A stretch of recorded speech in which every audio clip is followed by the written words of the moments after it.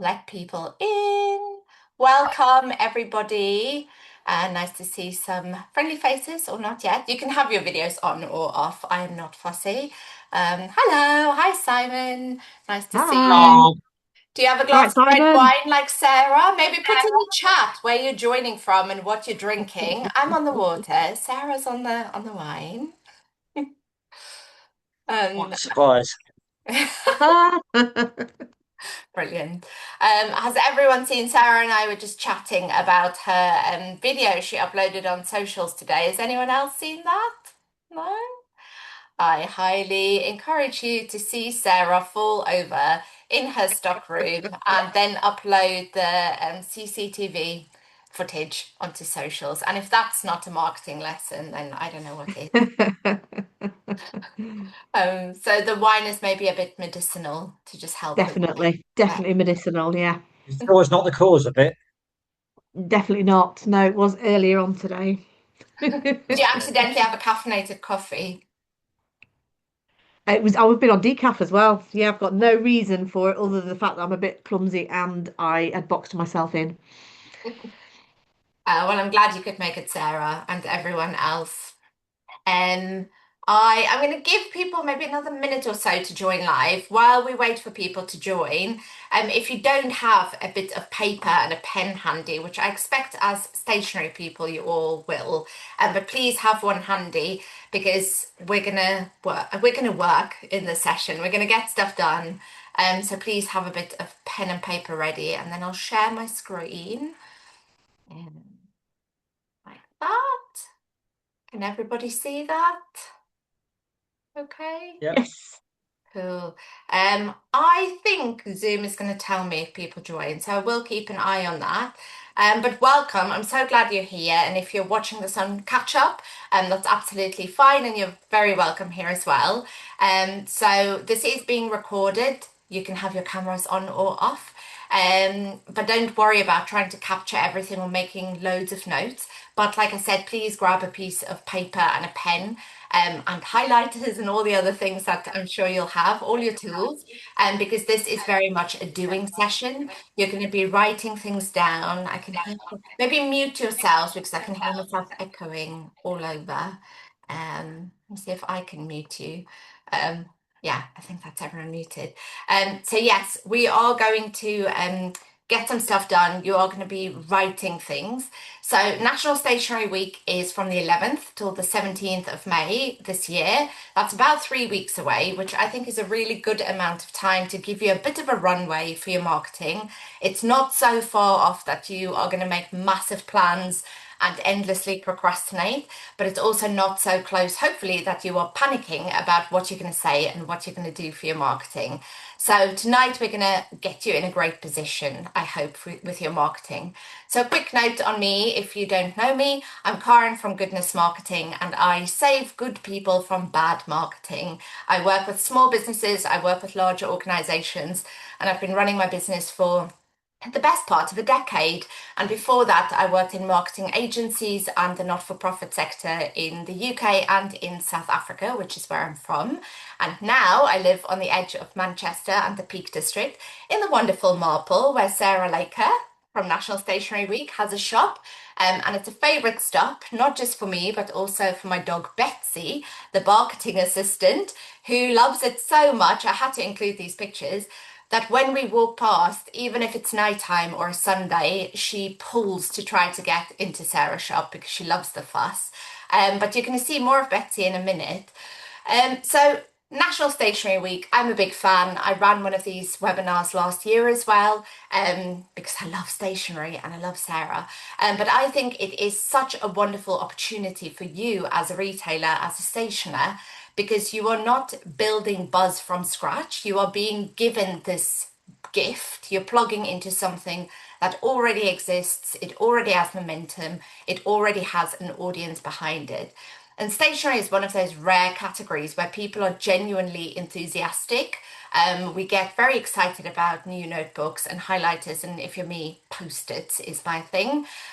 We're not just buying a product, we are buying a feeling.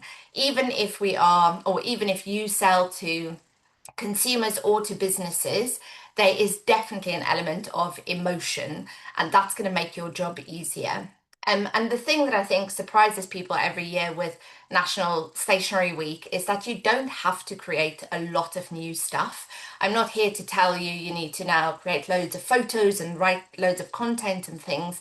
I want you to think how you can take what you already have, so your existing products, your existing photos, your existing copy, and then curate it around the week. You're just giving it a reason to exist now.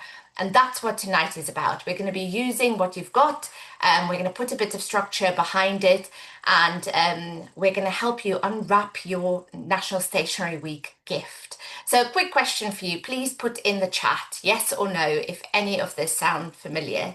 If National Stationery Week is sometimes just, or other awareness things, sort of just slipped past you, because I think lots of you will resonate with this. You either have no plan and then the day or the week comes by and you've done nothing, or you make a huge overcomplicated plan, you become so overwhelmed, you do nothing, or you're extremely last minute, you rush everything and then you go, oh, chaos, and I've got no traction. Or you go, social media is marketing and that's the only thing I'm going to do. And then you post on social media and you hope for the best. Let me see if anyone's made any confessions in the chat. No, your silence speaks volumes. Everyone is here live. But I'm sure anyone watching this will kind of be able to say yes to at least some of this. And I want to be clear that if this is you, this is not because you're lazy or too disorganized or bad at marketing. It is because you are probably running a business all on your own, and there's at least 75 other things taking your attention, demanding your attention. Demi, it's Demi's first stationery week, so you have the opportunity to get it right from the start. Love that. The most common thing I see is this third bullet point, the last minuteness. So you are creating content on the fly, you know it's coming, you know National Stationery Week, you've got the dates in your calendar highlighted, you mean to plan it, and then before you know it, it's the Sunday night before we kick off, it's 10 o'clock at night, and you're taking pictures of products on your kitchen table thinking, what have I done? Here I am again. That's very relatable. I think that would probably be me. But that approach doesn't serve you as well as this wonderful gift can. Um, and the reason people end up there is not because they're not motivated or they don't care, it's because they don't have the structure behind their marketing. They don't have a simple enough framework to work from, so they keep putting it off and then there's no time left. So hopefully tonight or when you watch this, we're going to change that. Like I said, a lot of webinars leave you with a list of things to think about or a long to-do list, and then you close your laptop and you think about them for about 5 minutes and then life gets in the way. So tonight I wanted to do this differently because you're going to have something physical at the end of it. A piece of paper with 5 things written on it, and that's going to be your plan for National Stationery Week. I'm not going to give you a template to fill in later or a PDF that you never open again. You're making a plan for your business in your own handwriting, and we're going to go through 5 steps. So each of these 5 steps has a short task. About 2 to 3 minutes I'm going to give you for each of them in this session right now, when I'm going to pause and you're actually going to get started on that task.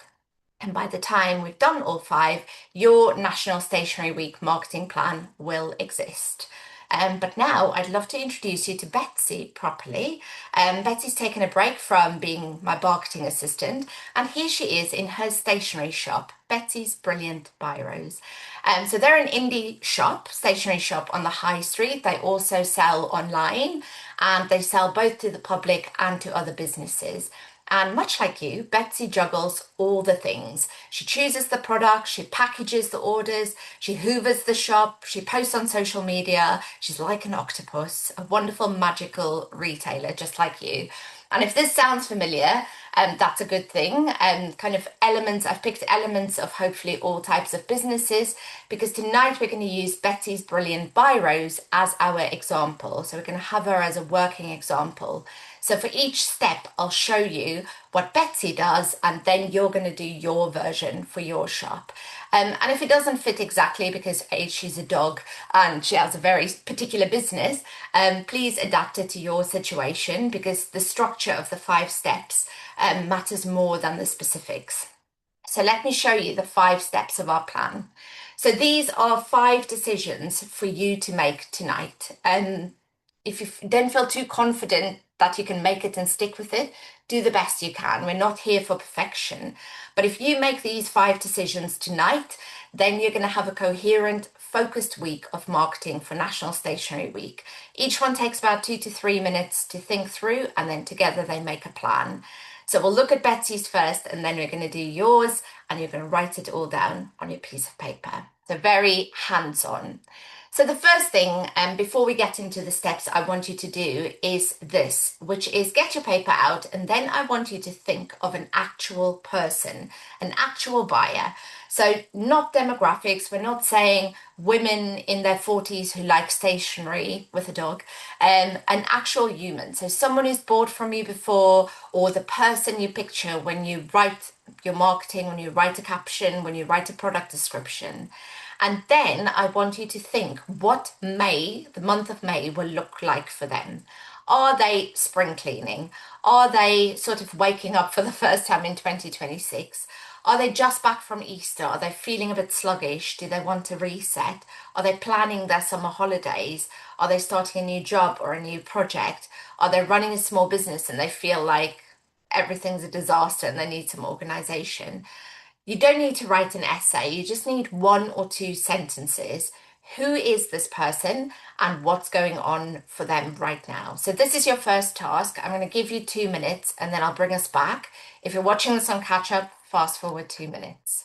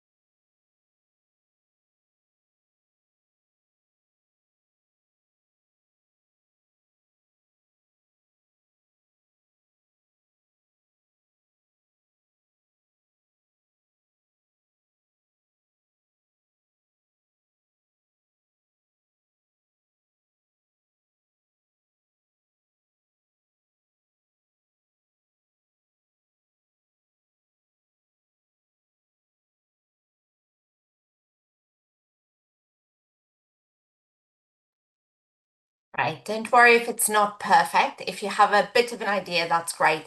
I'll read out Sarah. She said, I've got Jay, she's a teacher. I've lost it. It's GCSE time. She needs to be organized and she needs to motivate her students. That's super clear and super specific and really good. So that's the kind of clarity that and specificity that you probably want to aim for. So now I want to show you something, which is step one. That person you just described has just told you your theme for National Stationery Week. A theme is so helpful. It's your first step because it gives your whole week a consistent feeling. And it means that every bit of marketing you do and every content decision you have to make is a little bit easier. So instead of waking up each morning or the night, 10 o'clock the night before thinking, oh, what do I post? What do I talk about now? You're asking, what supports my National Stationery Week theme today? And that's a much easier question to answer. So without a theme, your week of posts on socials, for example, or your emails you send out can just feel like a random series of product pushes and just trying to sell. But with a theme, it feels like a campaign with a strong message, and you're repeating the same thing over and over again. And that's the difference between content for the sake of just posting something and marketing that actually gets you somewhere.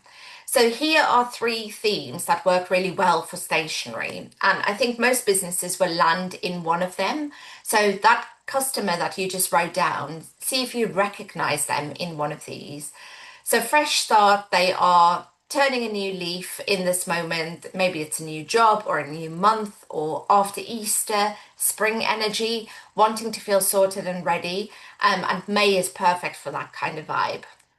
Or it's get organized. So your customer is a planner, they're a list maker, there's someone who really believes the right notebook will change their life. That's me.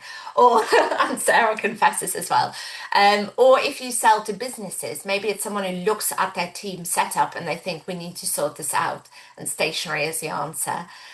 Or creative joy. So maybe your customer isn't buying to be more productive, they're buying because it's beautiful and it makes them happy. They'd buy the pen even if they don't need it. And you know this kind of person. So I want you to really think about which of these themes can be right for you. Betsy's brilliant Biros is going with fresh start because May feels like that kind of month, lighter evening, spring energy, the sense that we're now properly going into the year, coming out of hibernation, and their customers buy when they want to feel ready for something new. If you are a B2B stationer, then I would say get organized is probably the theme for you because your customer isn't treating themselves really, they're solving a problem in their business. So, stationery for them is about productivity, efficiency, having the right tools to do good work. So now for your next activity, I want you to look back at whatever you wrote about your customer and then see which of these three it fits and then write that down. And then that's your step one of your marketing plan. Um, I'm going to give you a couple of minutes. Feel free to share in the chat if you want to. But just before you do, if you're thinking mine is maybe a mix of two, I would say still try to just pick one, pick the stronger one, because one clear message for the week is going to beat two that are a little bit muddled. And remember, this is 1 week. We're doing this for one campaign for 1 week. It's not your entire marketing or brand strategy. And if none of them feel quite right, they're just prompts. So pick the one that feels the closest and make it your own. So I'll give you 2 minutes to just choose your theme and write that down on your paper.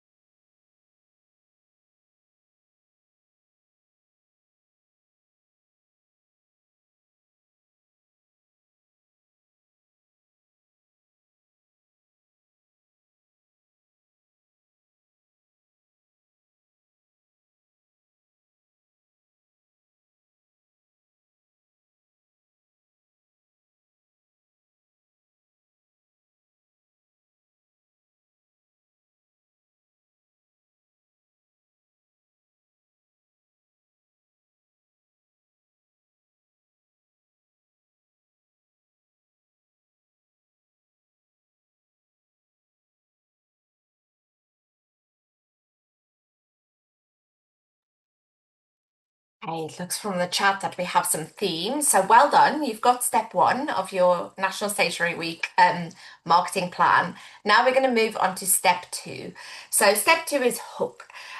The hook is your one sentence marketing message for the week. It's what goes at the top of your email, the first line of your caption, the intro to your story, and everything else hangs off of it. So National Stationery Week is your hook, but lots of businesses make the mistake of just announcing the occasion.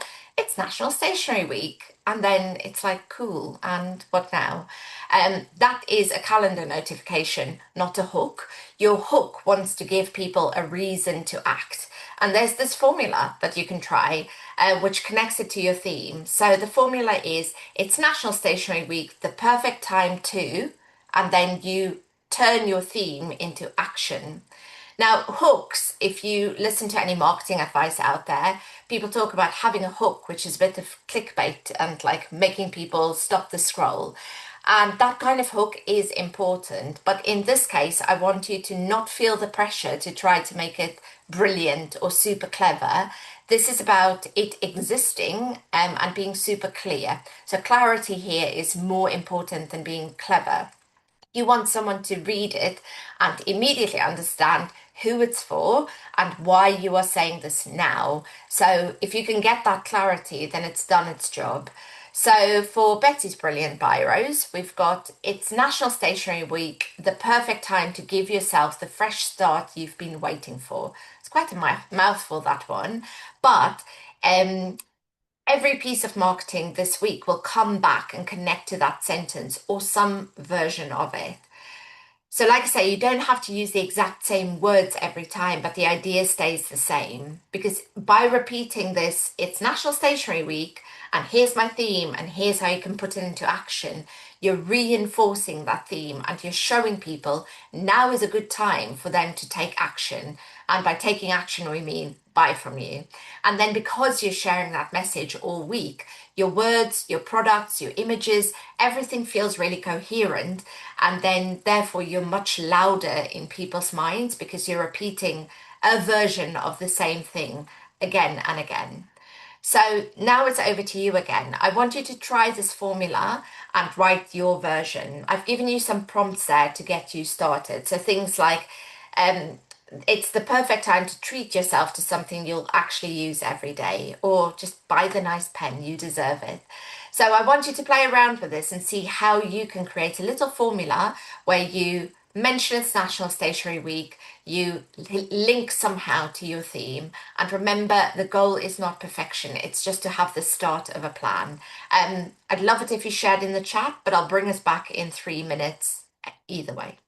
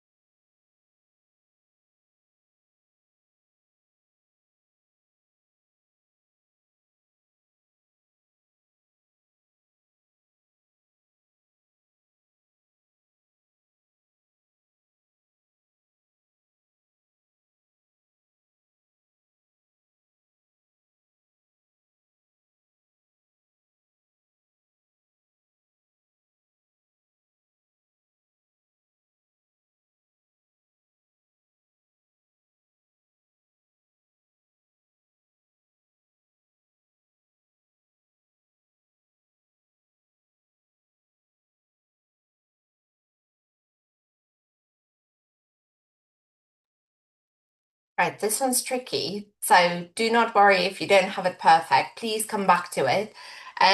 Sarah shared that I really like that idea of the perfect time to check your pencil case. Life's too short for boring pens, which I think could also tap into the creative joy. Because I definitely had an emotional reaction when I saw that. But I'm not a teacher getting ready for GCSE season. So I suggested maybe talking about it being a busy and stressful time and having a well-stocked pencil case is half the battle in being organized.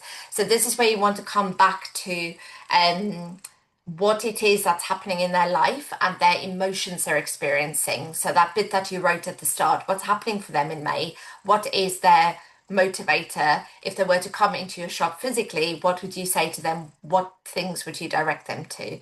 Demi says it's National Stationery Week, the perfect time to begin again on paper. That is giving perfect nostalgia vibes. And having just checked your Instagram, Demi, that will really speak to your ideal buyer, I think. Okay, we'll move on to step three because this is the bit that I think is the funnest one. And because it's the funnest one, I think it's the easiest one to get carried away with.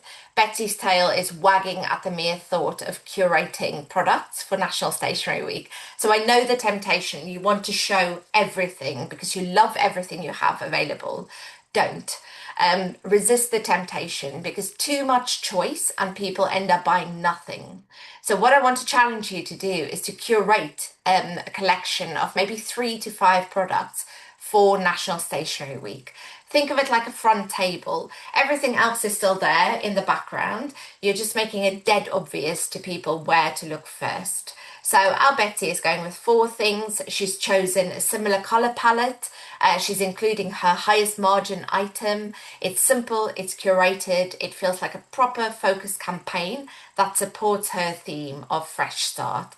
So maybe you can think about different products, 3 to 5, that belong together, that supports your theme. So what's the one thing you really want them to buy? And then think how you can curate your products together. Again, I'm going to give you a couple of minutes to have a think. I'm keeping this short on purpose because I don't want you to get carried away. I know what you like.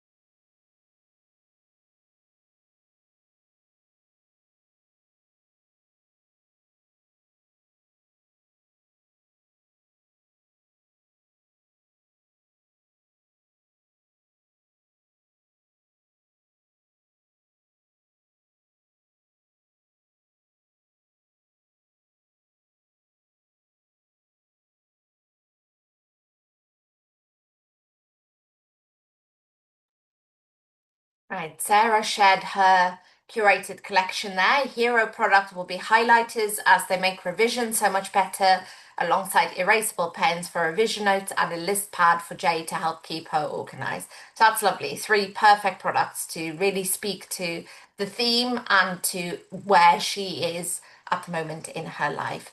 So next we want to think about where we're going to talk about this stuff. So the placement. And this again is a step where almost everyone wants to say all the places. And I understand the instinct because we think in if we show up and do marketing in more places, more people will see it, which means more sales.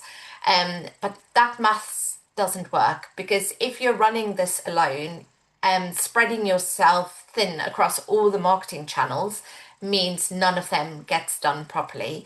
And half-hearted everywhere is the same as basically being invisible. So the question isn't what are all the channels that exist that I can possibly do marketing on? It is where are my customers and where am I already showing up consistently? That's your answer because remember, we're looking at 1 week, not your marketing strategy for life. So, if you'd like to say in the chat, what is your main marketing channel right now? So, what is the place where most of your customers actually find you? And I do hope you know the answer because I think a lot of businesses don't know. And I think it's a really good bit of marketing practice is to try to figure out not just where there's the most noise or where most people like the video of you falling over in your storeroom, but how many of those people come into your shop and actually spend money with you. So Sarah says Facebook, Simon, Facebook only. Demi says Google via Google Ads. So this will be different for absolutely everyone. Betty's going for three. So Betsy says Instagram, email marketing, and her shop window. So I wanted to take a bit of a closer look at the options available to you so that you can choose where you're going to focus your efforts. So I've divided this into four kind of broad categories. Social media, I think, is great for stationery. You've got really visual products, photographs are beautiful. And if you have an engaged following already on social media, this is going to be your easiest win. Your people are already there. A little, I guess, red flag or something to watch out for is if your engagement is already low, don't expect that 1 week of posting will fix that. And also be alert that people who just like pretty pictures of nice stationery aren't necessarily the same as people who come and buy from you. So one tip that I will share for National Stationery Week on social media is to think about using stories in your social media. For time sensitive things, stories convert better sometimes than grid posts or in the feed.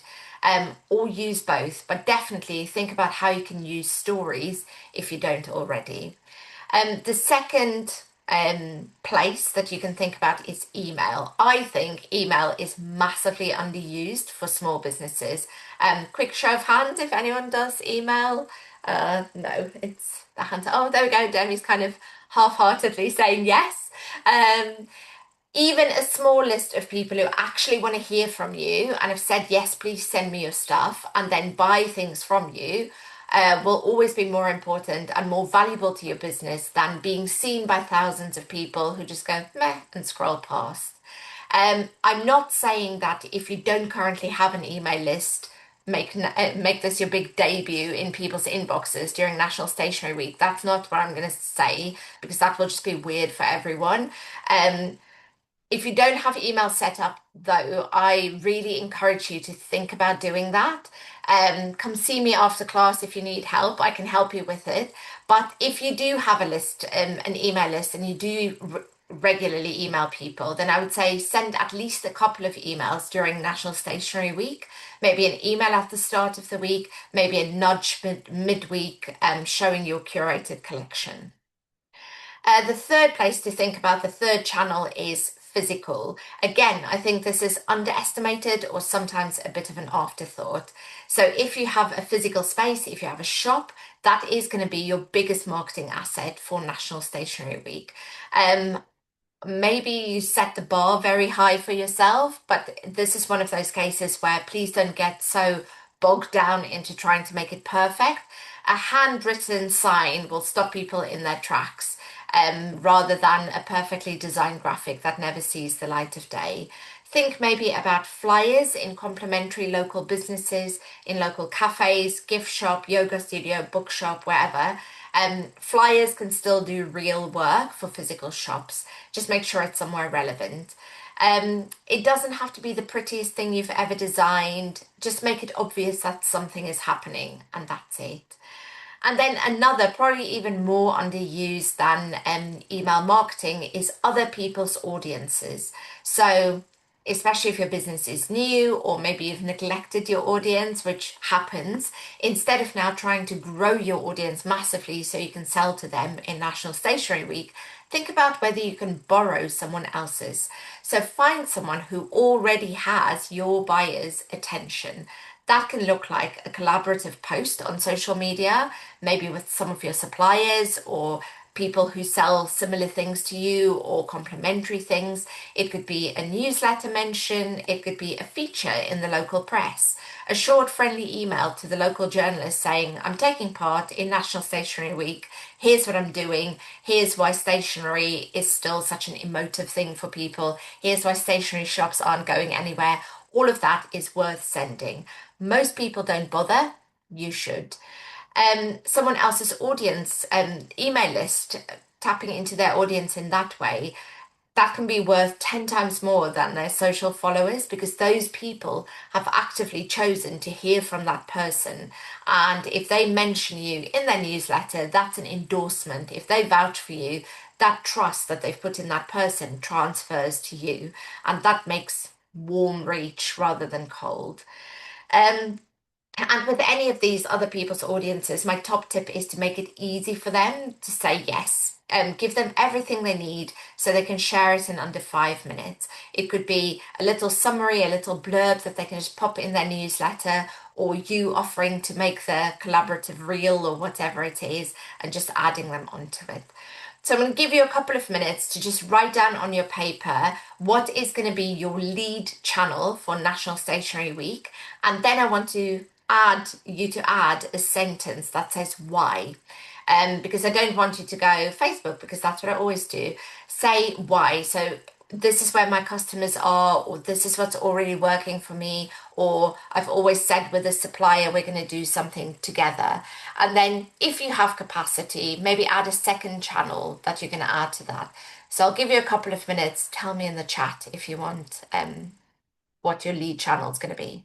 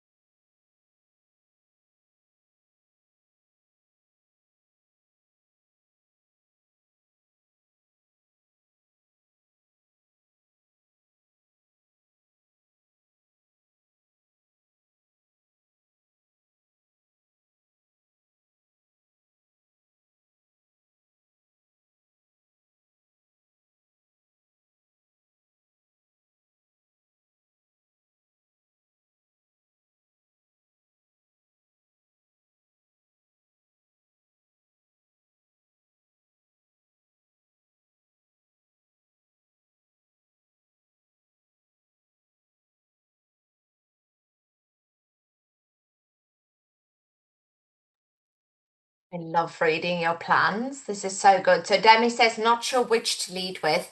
I plan on sending a physical newspaper-like flyer to customers and producing reels or shorts on Instagram and YouTube. Can I just say physical newspaper-like flyer is massive heart eyes. I think that is so standout and so good for the audience you're trying to reach. Absolutely love that. Oh, and Sarah also says, I love the newspaper idea. Um, and then reels and shorts on Instagram and YouTube, that makes sense. Again, that is for a new business, three big channels. So I would definitely prioritize one. And how we prioritize comes down to the why, comes back to thinking about who is your audience, what's happening in their life, and why should they buy from you now during this week. I think as a long-term strategy, those channels make perfect sense, but having a focused channel for this week will really help you. If you have an existing audience on Instagram and you know it's the people who are likely to buy from you, fine, focus there. But it sounds to me like maybe that newsletter flyer idea is going to be the one that will make the difference for this week in particular. Same with YouTube. Great channel, takes a long time to build up. Sarah says, prior to this, I'd actually planned a theme of mindfulness for my stationery week, and I have a shop window planned with a pen giveaway and a tangle and unwind evening. So that's a collaboration, isn't it? So my main channels for this are my shop window and Facebook with a collaborative post with a venue for the evening event, and our brand sponsor will reshare it all too. That's a beautiful sort of very neat package. From a very professional, experienced marketer who knows what they're doing. So I feel like that's fine, Sarah, for you. Nearly made a joke on her wine there, bless her. Second accident of the day. It's true though, Sarah, because you have two audiences here. You've got Jay the teacher and you've got your curated like products for them. And then this is almost like a second campaign, and that's fine because you have the capacity to run them both. Really interesting. Thanks everyone for sharing. And then we're on to step five, which is kind of the unsexy, unglamorous step, but I think it is really important. And this is to make it easy for people to say yes. Because you can do everything else brilliantly. You can have a clear theme, you can have a great hook, beautiful product selection, and then tell them about it really loudly and then still lose the sale at the last second. Because when someone sees your post and they click and they land on your homepage and they can't find your products, they give up, it's gone, and they probably don't come back. It happens all the time and it's actually so easy to fix. So what Betsy's brilliant Biros will do, so they created their Fresh Start Picks collection and they've put it on their website, and all their marketing will link directly to this curated list of products that really fit their theme. The email will have a big button that says Shop the Fresh Starts Edit, and that will go directly here. In the shop, they'll have a physical table with a handwritten sign that says Fresh Start Picks. Nobody has to hunt for anything. It's impossible to miss the products. So I want you to think about how you can make it easier for people to remove that hunting, to remove the friction, to make the path from, oh, I want this, or this looks interesting, to I've bought it, as short as possible. So I've made you a little checklist to go through. Some of these you can go through tonight, right now, before you even close your laptop. Really important is to test your mobile checkout, because most people who see your social posts and your ads will be on their phone. So go to your own shop on your phone, just like a customer would, add something to your basket and see, does it work? Is it quick? Is it obvious? Do they get the emails they should get to confirm the sale? You'd be amazed at how many people have never done it or did it once and then the gremlins in the back of our websites break things for no reason, and then those forms are broken. Another one is to go to your bio link. So on Instagram, you can have 5 links in your bio. On Facebook, you can have a featured link. You can have pinned posts. Again, there, make sure it goes to your National Stationery Week specific links. So often I open Instagram and I click on someone's link in the bio and there's 5 things and there's an out of date event and a newsletter that they no longer send and a blog from 3 years ago. Make sure your National Stationery Week content is front and center. So your collection, any events you're running like Sarah's running. You can also, like I say, pin your National Stationery Week posts to the top. You want to make those spotlight products findable for people in one click. if you have a shop window, if you have a physical space, what does it say about National Stationery Week already right now? Can you say it's coming? Handwritten sign, love it. We love the retro. I think the bar is genuinely low. Just make it obvious that something is happening. And then a little, I think, quite clever tip, because it costs nothing and it takes you 5 minutes less to set up, is to add a one-liner to all your emails, not your email marketing, the emails you just send everyone. And this is where you can use your little one-liner. It's National Stationery Week, the perfect time to shop my fresh start picks. Here, link directly to your curated list. It goes out on every email you send and it's free marketing. So for your final task for the evening, I want you to write down ease and then write down one specific thing that you have to fix or set up or check before National Stationery Week starts. One action.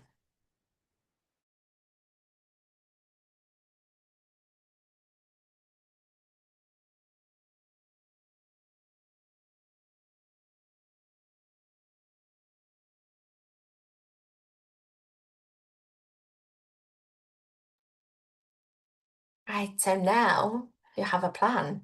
Look at what's on your paper. It might be a bit chaotic, but I hope you can pull out the five steps. Betsy's giving you a thumbs up.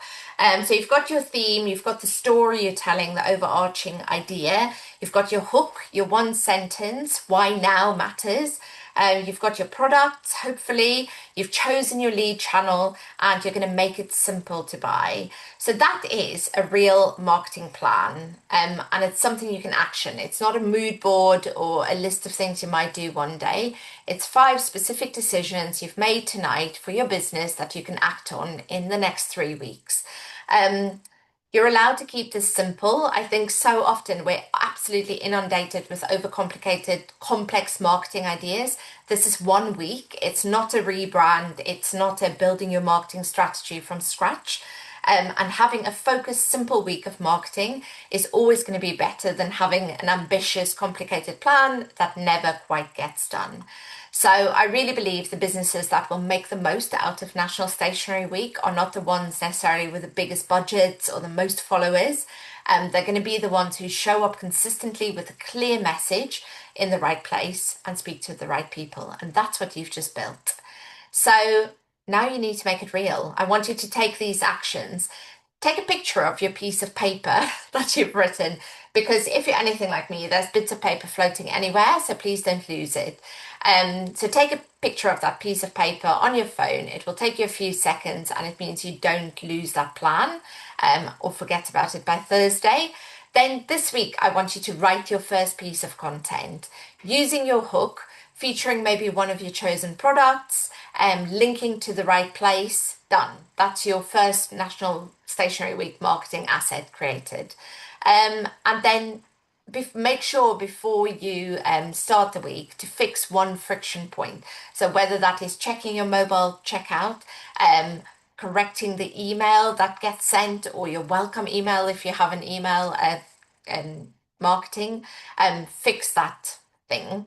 And then the week of National Stationery Week, show up consistently, do your best, even if it's imperfect, and then make the most of it. If anybody wants to ask a question, I got extremely carried away with these ChatGPT images, and then the guilt got me. I don't know if you know this, but creating images on ChatGPT creates a lot of carbon footprint. So I had a panic, and now I'm going to donate money for carbon offsetting. But I just got really carried away because isn't she cute as a shopkeeper? If anyone has any questions or want to share something or would like my feedback, I'm very happy to take questions. I think I might stop the recording and then